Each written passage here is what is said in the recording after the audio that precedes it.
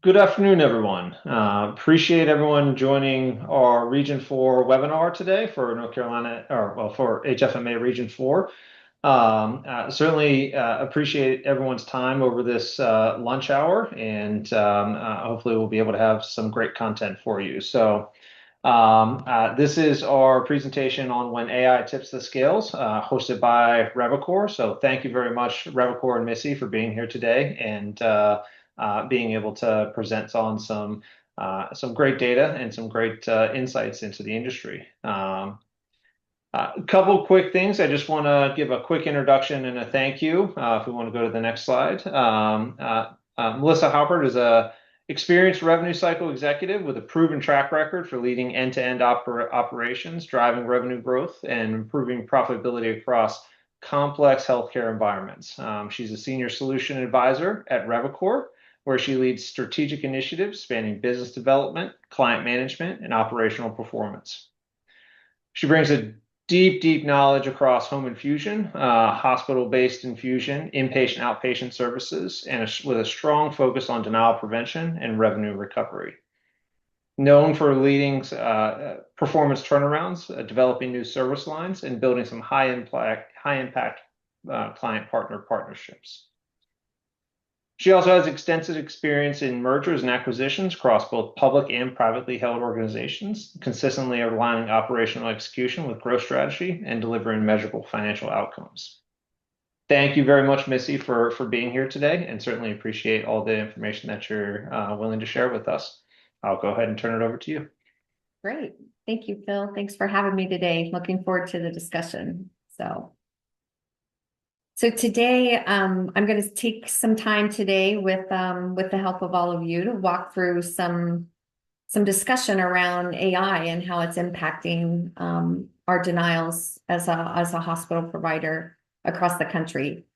A lot of what we're going to talk about today, I'm hoping, are things that you're already feeling at your organization and experiencing today, and hopefully we can talk a little bit and share some ideas around how best to fight that from a strategic standpoint, and have the best outcome for the hospitals across the country as it relates to denials. So our learning objectives officially today are we're going to talk a little bit and learn how the payers deploy AI to predict appeal behavior and optimizing their decisions. So we're going to talk a little bit about that, which I'm sure you all are feeling today, and feel the impacts of that. But we're also going to identify denial and underpayment patterns designed to go unchallenged. So we're going to talk a little bit about those denials that we call them hidden denials, where it's just a little harder. They're not as straightforward to identify, let alone collect.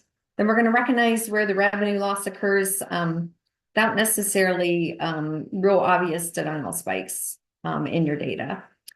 And then number 4, we're going to evaluate denials by effort, probability for recovery, and true financial impact. So we're going to talk a little bit about how you approach the denials and the way that produces the best outcome, and how that's shifted over the recent years, since the payers have now shifted to claim by claim review versus an AI approach to their claims that they're denying. And then lastly, but not least, we're going to talk about how we use analytics to shift from a transaction level reaction to more of a payer strategy insight to fight the denials that you're seeing. So that's our objectives today. We're going to go through quite a bit of data, just sharing some perspective at a high level of where the market was before, where it is now. And then we'll talk a little bit about how we can combat that as well. So a lot of what I'm telling you are probably things, like I mentioned, that you're already feeling today. So the stakes are higher than ever before. You all know that better than anyone. And underpayment and initial denials have increased over 50% over the last 2-year period when the payers began to use heavily adopting AI. And that was a quote from Greg Hoffman, CFO of Providence. And that's, I'm sure, everything that you are feeling as well. And the sad but kind of stark data here is, hospitals across the country are spending annually $43 billion they're spending just to collect payments that are already owed to the providers. And that's only rising every day. So it's a lot of money. It continues to go up. And our initial denial rates are also increasing, 11.8, up from 10.2. And that was in 2024. 25 was closer to 13, I think. The national average that hasn't quite yet been published in that data, but it's definitely continues to increase. And subsequently that hospital revenue leakage from denials is increasing up 25% as well. So, and this, we're seeing this in the market, and then we're seeing this trend in this payer landscape because they have shifted more from, what used to be a claim by claim review by a physician or nurse at the payer, to more of a rules-based adjudication using AI to drive the denials and maximize their reimbursement and their savings on the payer side. So what it felt like in the industry was that the payers started, with the AI denial mass, increases, where us at the provider side, we were kind of left trying to figure out how to adapt. Not always with all the tools that you need from an analytics and AI perspective. So it took us a while to catch up to be able to fight the way that the payers are now denying.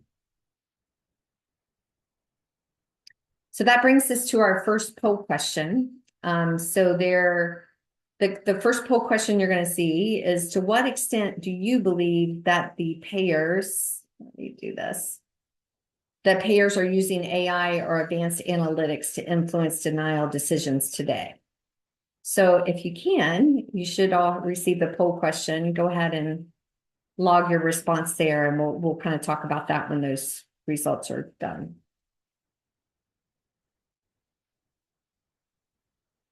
So we'll give everyone another 30 seconds here. Yeah, absolutely.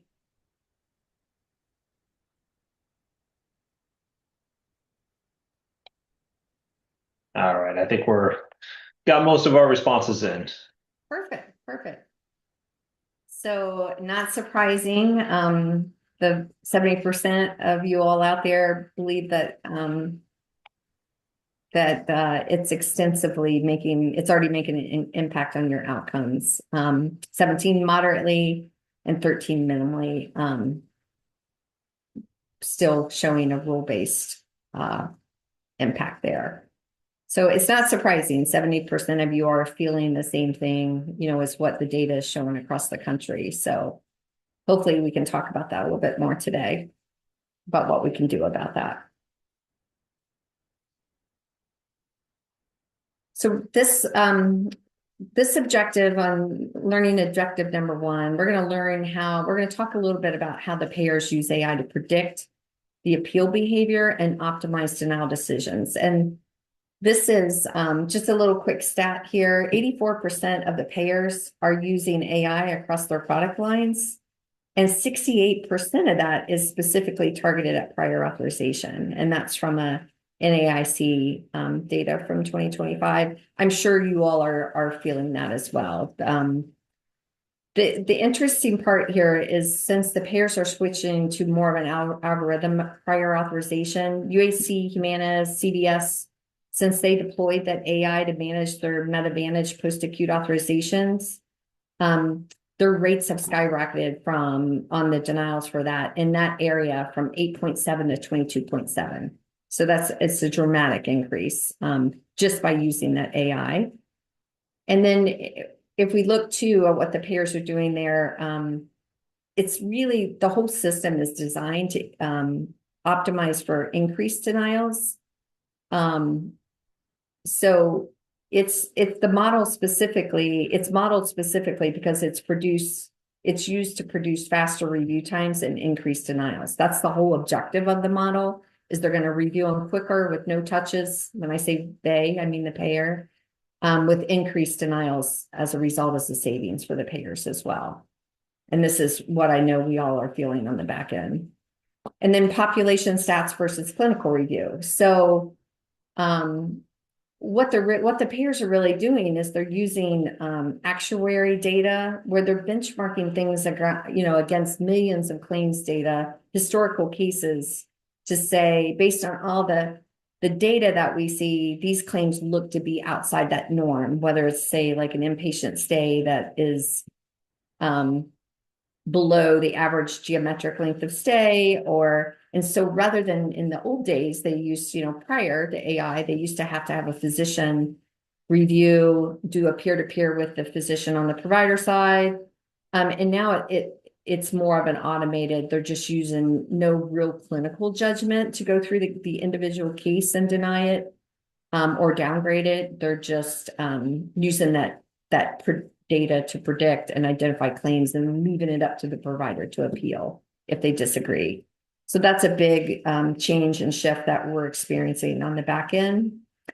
And it's really more like if you look at some of the savings, so CVS AI project, and this is some public data, they're projected to save 10 to 15 million just by reducing the skilled nursing spend. That's SNF alone. And then Humana post-care denial data is 16 times its overall prior auth rate in 2022, their denial rate. So denials are drastically increasing. The payer is doing it, although they may have an AI cost, they're doing it with much less, people. And then we're feeling the effects on the back end, and whether or not as a hospital organization, if you have the resources or have a partner, revenue cycle partner that deploys resources around AI to help combat it and fight it. We'll talk about that a little later on, but that's just some interesting challenges that we're faced in the market today.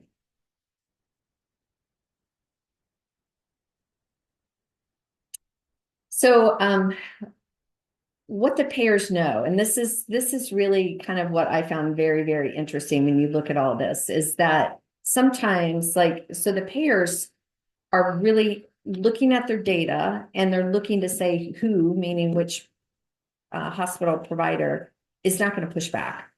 And they know more about us than what each individual hospital than what we might realize. So really what the payers are doing is they're taking your appeal rate by denial type. So meaning if they submit claims and deny, and there's a low appeal rate from the provider back to the payer, that signals to the payer that that's a really low challenge risk. And they have this data across, thousands and thousands of hospitals across the country, so they can identify which pockets of type of claim, type of denial, threshold, that they know that you're not necessarily going to either have the resource, the capacity, or you think it's, worth the ROI to appeal, because they also have predictions and they know your cost threshold. So payers have figured that out through the data of if they deny claims under a certain dollar threshold, they know what that threshold might look like and what you can afford to fight and what you can't. And so they're targeting, those types. It's not surprising that we're seeing that with AI, where they're targeting more of that high volume, low dollar claims where providers are struggling to, make it make sense mathematically to appeal on the back end if you look at it claim by claim. So they also know that your capacity, they know your capacity signals. So like we talked about, how long it takes you to respond to a denial, they have all that data. They know your aging patterns and your bandwidth based on that data that they're gathering from how we as a provider respond to the denials that they're pushing through. So I think overall, the main thing to think about here is, because payers are, moving to this AI model, payers really, they see patterns across all of your claims, and sometimes patterns that we don't even realize ourselves. And they're able to compare one facility to the next, and based on patterns, and adjust their next strategy of where they're going to target next, depending on what that looks like from a provider standpoint.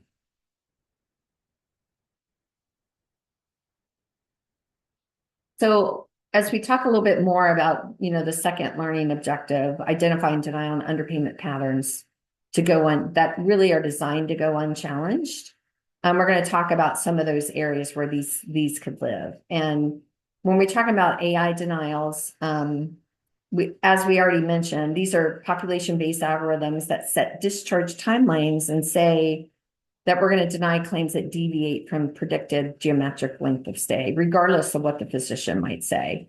So we see this a lot, where they're just using, like we mentioned before, data and denying the claims without even really doing a clinical review whatsoever, of the actual case itself, just comparing it to actual data, and they depend on us to appeal and fight and prove otherwise. This number 2 is Aetna LLS repricing. This is a really hot topic right now. You may have saw some thought leadership that was published by myself and lots of other folks as well. That was Aetna's Med Advantage effective January 1, 2026. And this is a way that when we talk about things going unchallenged, this is a definite area where they're not your typical denial because they actually paid the claim. But again, they're using that data. They're focusing on stays that range between 1 to 4 midnight stays. And then even though your contract might say for whatever DRG that was billed, you get a set fee per DRG payment, they're discounting that and paying something, it's not even exact, but it's close to an observation rate.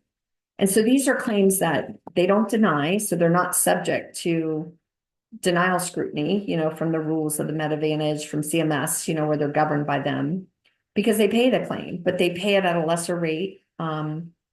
And they pay it outside of the contract as well. And because no formal denial is issued, these they're a little bit harder to detect. You catch them in your variance tool versus your denial. Or you can also catch those in the letters, when you're doing your concurrent review up front. But this is just another example of, designing ways to, we put it as a denial, even though it's a payment, but it's really just a strategy that to hopefully let it go unchallenged. So that's another big area right now that we're following very closely to kind of see what we can do to support the providers in that initiative.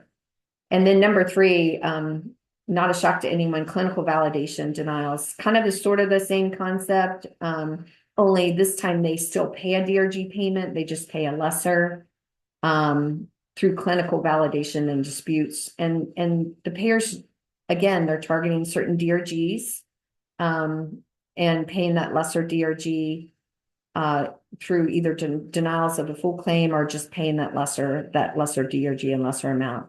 And the payers know here that the auditors to dispute these are physicians, nurses. It's a really high cost situation. And so that's been definitely an area of focus as well. And then number 4, sub-threshold underpayments. These are really what we talked about a little bit before, where the payer knows, they know your costs to appeal a claim, and they know that if they can work right underneath that sub-threshold, especially if they can show paid in your AR, but it's under that underpayment amount per claim is under what your threshold is. We're showing that providers are losing about 1 to 11% of net revenue annually, just based on the value that they're missing on these under threshold claims. So it's a big issue. And then this number 5, I think, is a really interesting one too, RFIs. So request for information. Almost every provider I speak with is seeing an increase in these up front, where payers are requesting information, and that's increased about 5.4% since 2024, and even more since then. And from 22 to 24, they rose about 9%.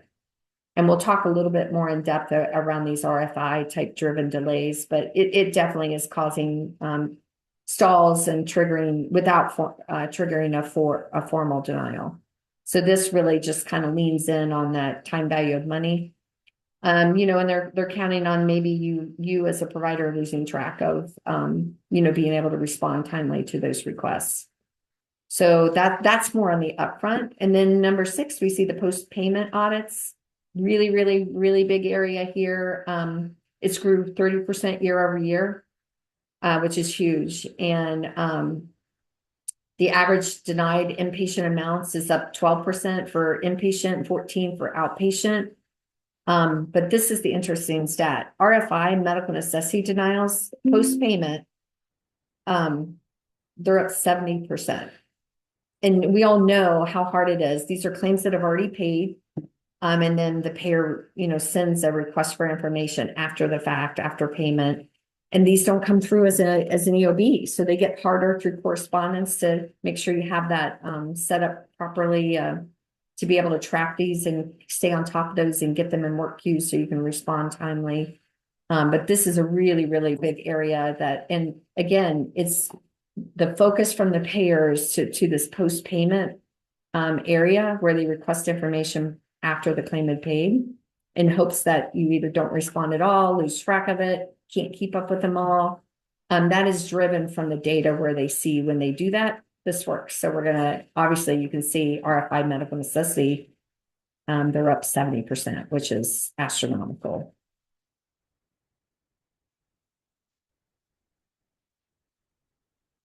So we're going to take a little bit on this. We're going to do a little spotlight. I mentioned we did a thought leadership article on the Aetna LLS. So we're going to talk just a little bit more about that and how they're repricing these, without an actual denial, and kind of why this one is different compared to true denials, and how the payer benefits more from that, how it's maybe more difficult for the providers to necessarily keep track of it. But again, just to recap, these are claims that Aetna approves the urgent or emergent inpatient admission.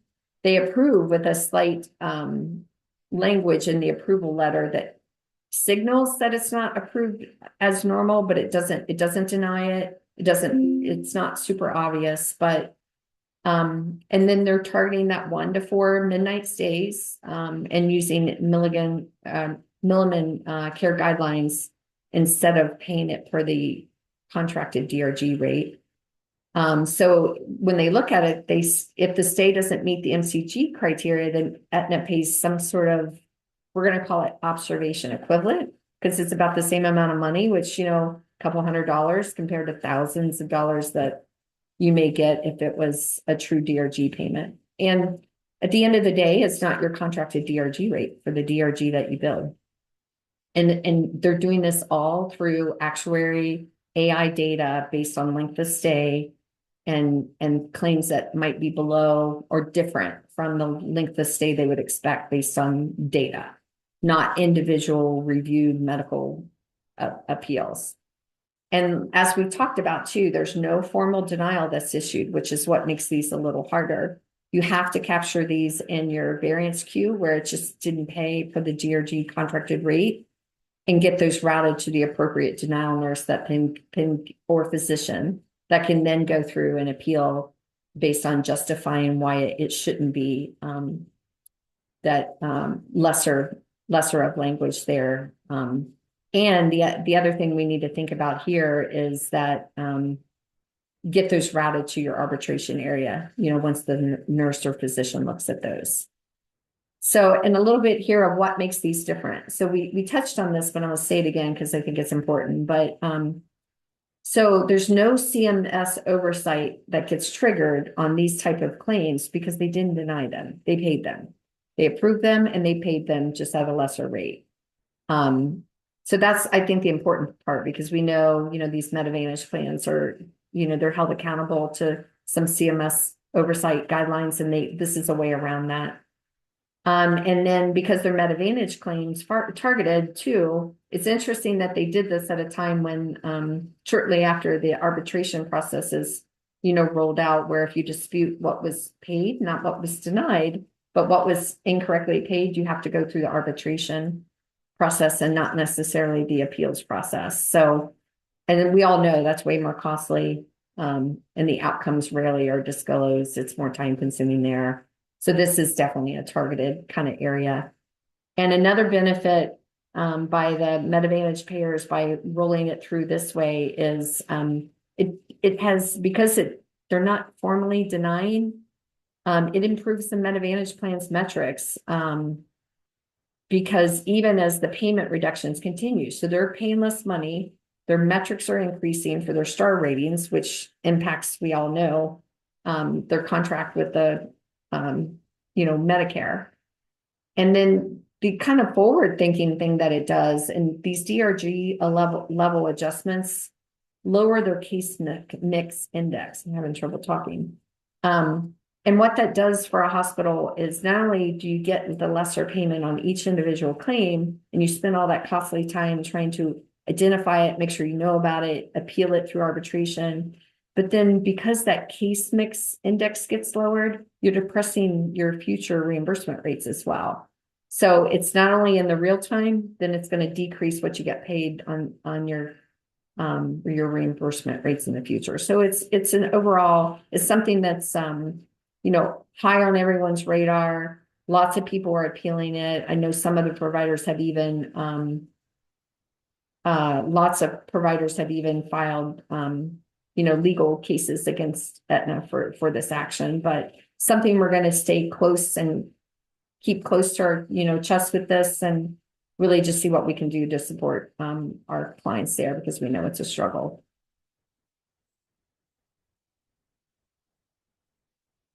So we're going to take another break here for another poll question. Be interesting in your views there. So the poll number 2 is, where do you believe the greatest amount of missed revenue is occurring today? So you can answer one of the choices. High dollar complex denials, low dollar high volume denials, underpayments that go undetected, or you don't have a clear visibility. So if you could take just a minute to do this poll, that would be great. While that's going on, certainly if there are other questions, please feel free to place them in the chat. We're happy to go through them and can unmute if needed in order to review. But Missy, this is absolutely fantastic. As a provider, we deal with this every day and are seeing a lot of this as well. So it's a tough spot that we're in, right? Like it's you always got to stay one step ahead, that's for sure. Absolutely. All right, I think we all have the polls in. We have 23 responses, so we'll go ahead and end it and sharing the results. Looks like a tie between low dollar and underpayments at 9 responses apiece, and high dollar complex at 5 responses. Yeah, I mean that's really interesting. That mirrors exactly what we're seeing and what the the data that we pulled for this presentation as well, like kind of where things are, where the payer's focus is, and is that low dollar high volume and these undetected. So not shocking that's what your guys are experiencing, but good to know that's synced up.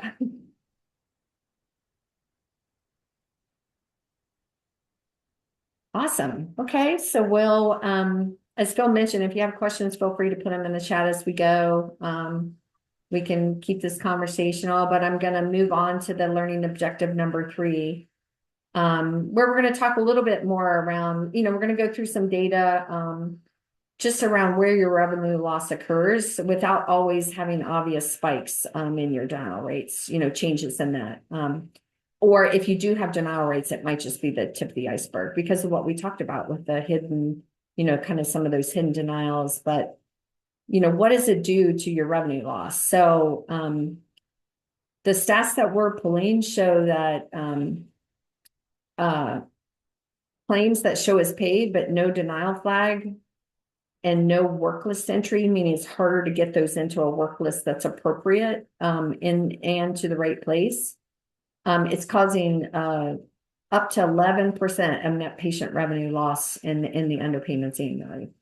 And this would be, your DRG downgrades, your Aetna LLS, it's significant. And your Medicare reimbursement dollars fell 8.8% on a cost basis since 2019. And that's exactly because of these things that we're talking about today. So that's a big decrease. And then there's 126% rise in average coding related denials and dollar amounts. Again, just like what we talked about, the coding related, the DRG validation, the DRG downgrades. And not only is it rise in dollar amount to 120% average coding related denial dollar amount, you got to think of that suppressed case mix going forward on the future denials as well, and what kind of impact that will have on you as a provider.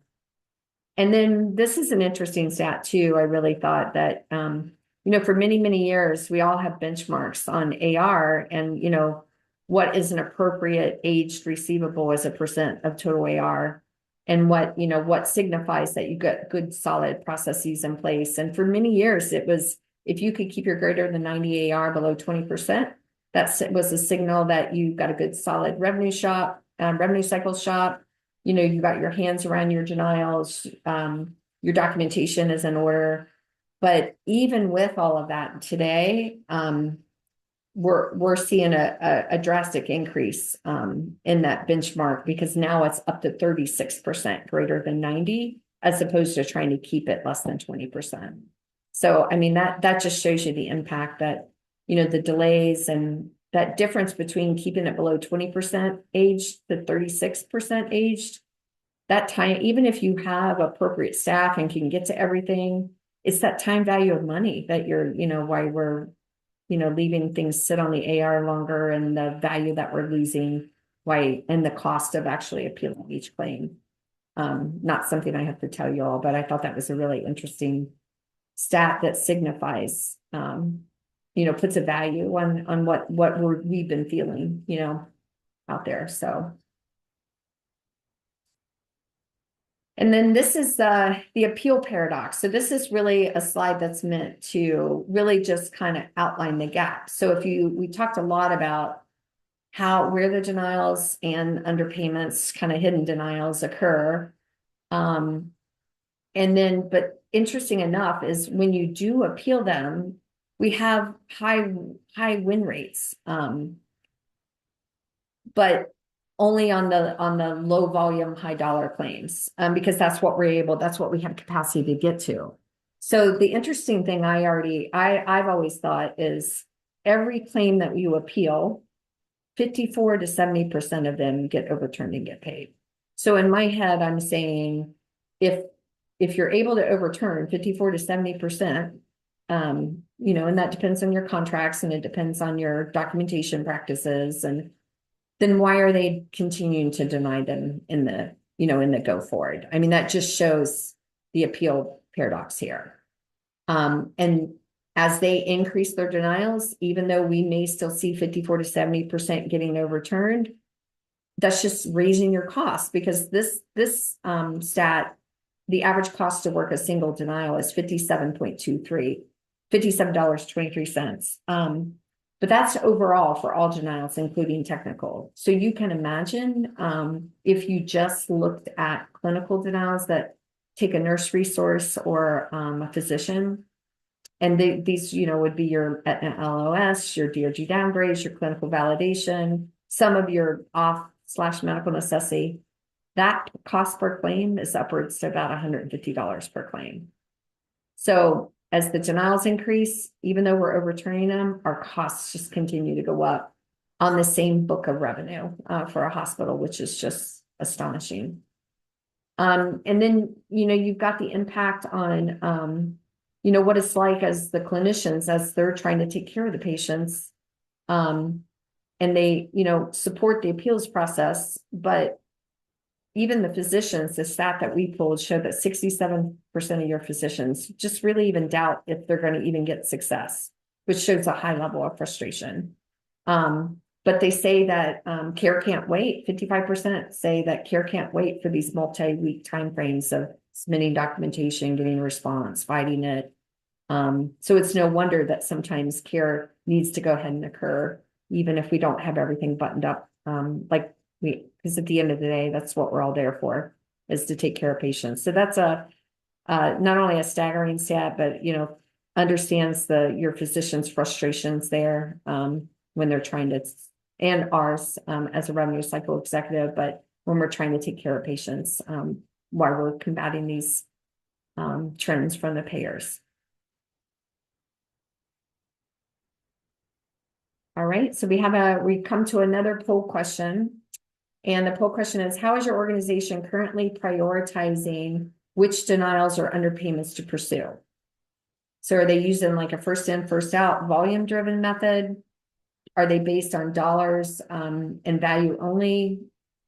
payer, denial type, or data driven with a combination of likelihood to recover and impact. So we'll let you all have a chance to kind of highlight that. And I believe that's our last poll question for the presentation, just so you know, but we appreciate your participation. Absolutely. A couple more coming in.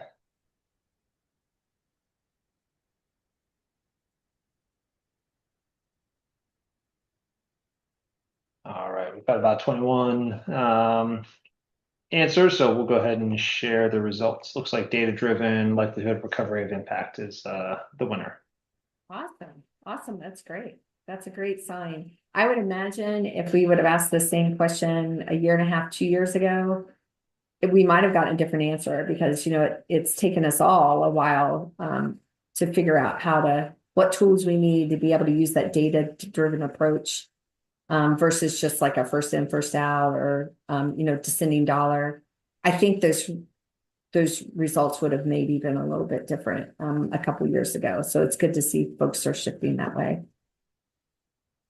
I'll also add Missy as well, just to add on to that. I think there's also a shift of historical appeal, working appeal from the deadline backwards, from the appeal due date versus obviously there's varying due dates across the industry, but being able to really prioritize, the likelihood of recovery is absolutely essential in order to ensure that we're, spending the nurse's time, the physician's time, the clinician's time on the high likelihood of overturn denials from that side. Absolutely. Totally agree. That's good feedback.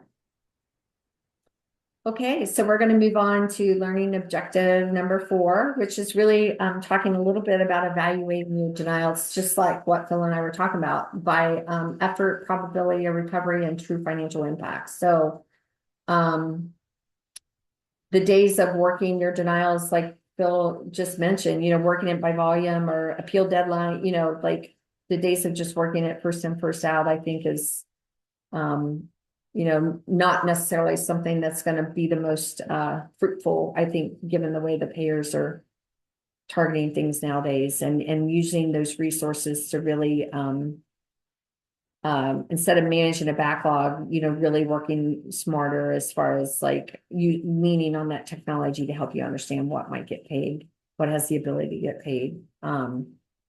And then too, a little bit around, obviously this just talks about 3 different pillars as you're really evaluating, how do you evaluate in denials in this manner, but effort to appeal, that clinical, what does it actually cost to pursue this denial? So, everybody does the math, and even though the payer does the math as well, and will know which ones you may or may not, put effort into appealing.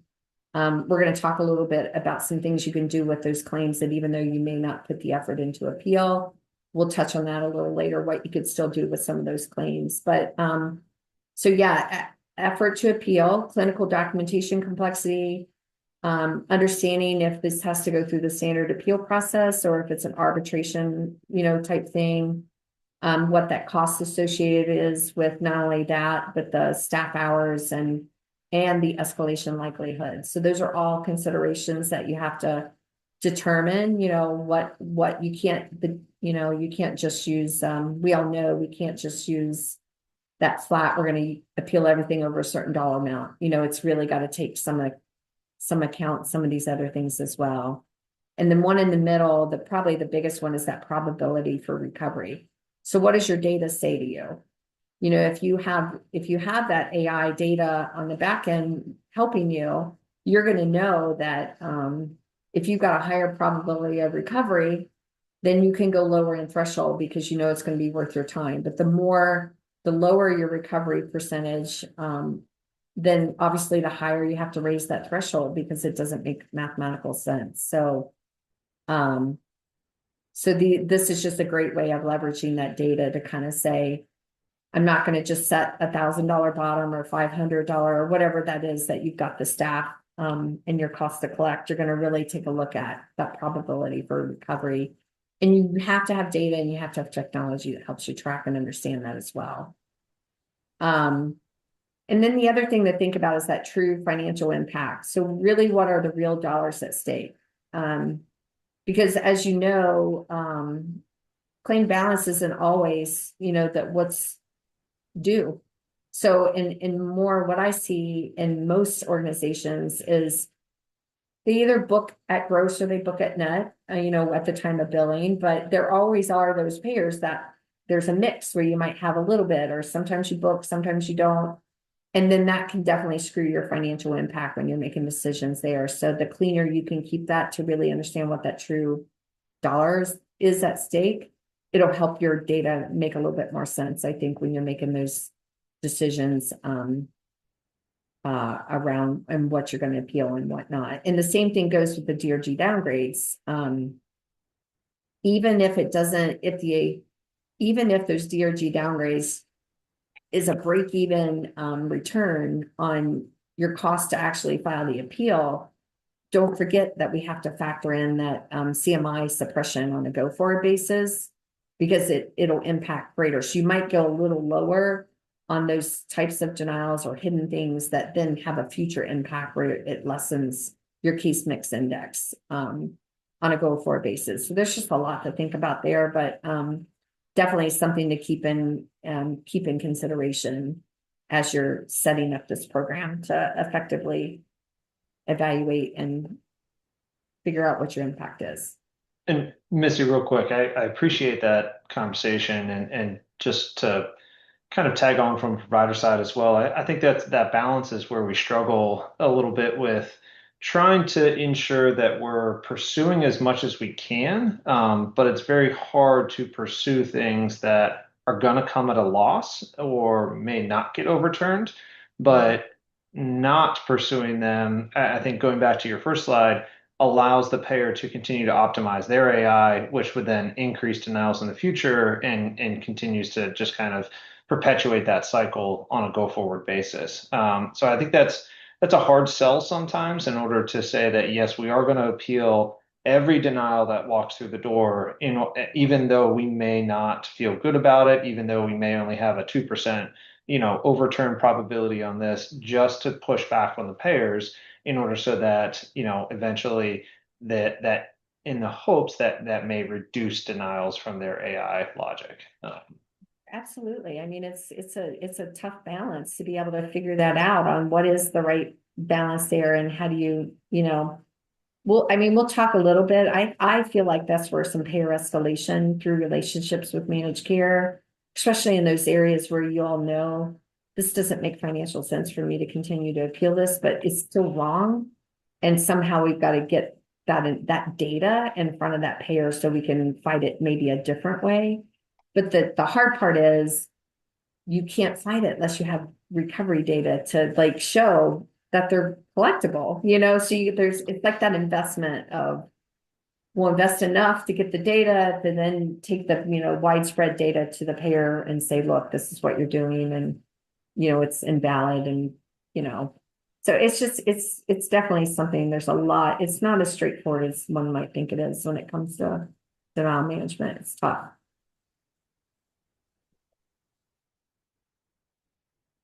100%. Jennifer Davis just said this.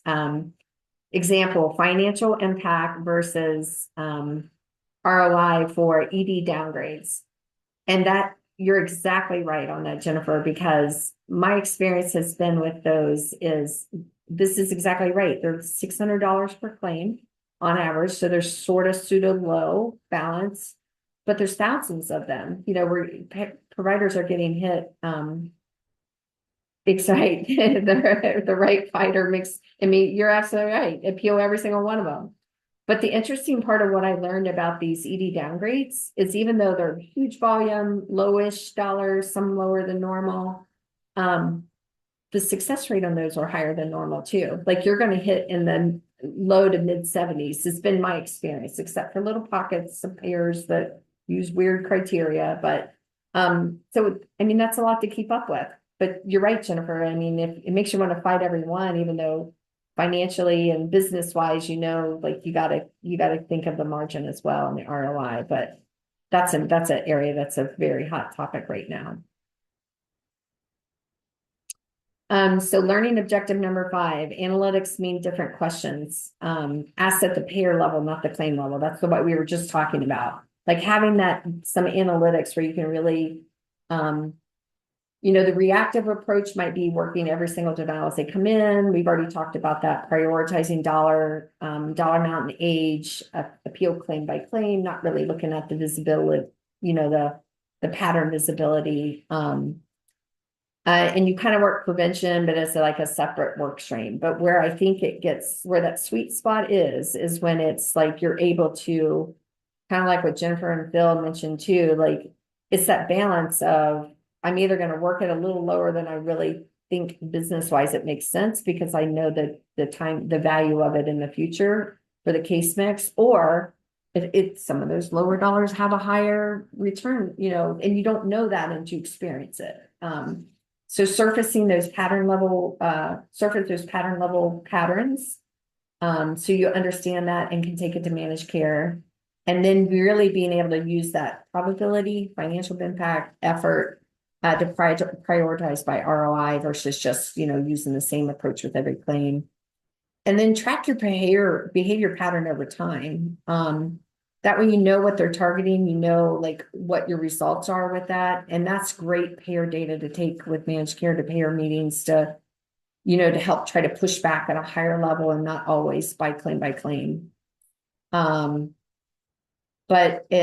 I think most of us do this, but making sure we measure not only by that initial denial rate, but what are we getting overturned? Because a lot of them are getting overturned, but boy, it's a lot of work to get there. And that prevention loop, closing that loop, having the analytics, the documentation improvement, those committees that you pull together to really, in good clients for us as a vendor that helps with denial prevention and denial recovery. If we really get that collaboration between, back end revenue cycle, the nurses and the physicians that are doing the appeals, and the nurses and physicians that are in UR and case management, and we can really see some prevention, even if it's not even controlling payer behavior, if it's just tightening up the best that we can our documentation to meet criteria. And it's not uncommon for us to see, 20-30% reduction in denials, at least on the ones that you can control, those avoidable ones. We still see reductions on the payer side, but those are a little bit harder, to fight. You got to do that through managed care. So this real quick, what looks like good, what good looks like in practice. Let me get that out. Again, that a lot of this we've already talked about is that clinical expertise combined with AI to close that loop for cash acceleration. So just like the payers are using AI to deny, I feel like we have to have that support to use that AI to fight it as well. But in my experience, you need that automated intake where we've already talked about that, where you can't just, you prioritize by propensity for payment and whatnot to know which ones you should fight, how low you should go. If you have that support data to help you determine that, and you can build your strategic plan around that. But then there are AI assisted appeal development. We're embracing that now today, as I'm sure some of you are as well, where we use AI to really read through the medical record to help draft that initial appeal. I still believe you have to have that clinician or person to review the case before it goes out the door. It doesn't replace, but it certainly helps that nurse be more efficient, because in today's world, we've got to get them getting through more, because we're just getting slammed with, more volume, and we can't keep up with it. And so any AI assisted appeal development that you can, I think we found to be, we're seeing double-digit improvement in the efficiency of our nurses, just from that use of that. But again, everything still gets looked at, validated, letter gets tweaked, but at least it helps them get through. Right now, we're running about 18% increase in efficiency for the nurses. So that's something I think that, we can do. And then, of course, having the right staff, a combination of nurse, physician, and legal is all part of that denial to cash execution to really overturn and convert it to cash and not stalled AR. And then this, I won't spend a ton of time on this. It's just a quick case study for Revecore in particular of, the amounts collected. But I will say this, it was on denial trends. Without going too far into this, we did collect 21.9 million. But the more important thing I wanted to point out is in the future, through that prevention and those analytics and that partnership, we reduced them going forward about 18 to 19% on this one denial issue. It was heavily payer driven, so it was a little harder to make a dent in that reduction. But even so, we were able to, tighten up and work with your UR and departments to kind of, which I think it's just demonstrate that's exactly what we all are doing every day.